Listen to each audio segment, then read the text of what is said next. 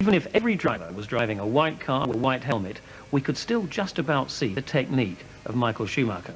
It wouldn't be easy though. To get a much better idea, we need to look at data recordings taken from the controls, from the steering, particularly the throttle, and also of course the brakes. And we've had a rare opportunity to obtain data from the British Grand Prix qualifying from both Michael Schumacher and Johnny Herbert's car. This blue trace is the throttle. When it's right at the top, it's full throttle. And so now we can see the accelerator building up a section of flat out running before then lifting off and then braking down for the next corner. It's important with a Formula One car to be progressive with the throttle, and so we don't see it just going vertically up, we see it progressively increasing, and that's particularly important through this corner, Bridge Corner, because that is taken at 160 miles an hour. Technique is all important to save time. Michael Schumacher approaches on full throttle with the blue line at about 160 miles an hour. Eases back, and then he progressively increases to be on full throttle on the exit, before then lifting abruptly, of course, to brake for Priory. Now comparing this with Johnny Herbert's throttle position, we can see that in fact Herbert keeps on full throttle for longer.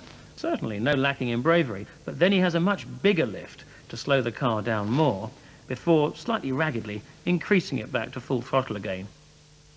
Now looking at the speed trace, the blue line of Michael Schumacher shows his speed increasing all the way up to 160 miles an hour, and then in fact it really rather levels off all the way through the corner, hovering around 160 miles an hour point before dropping abruptly away again as he brakes for Priory.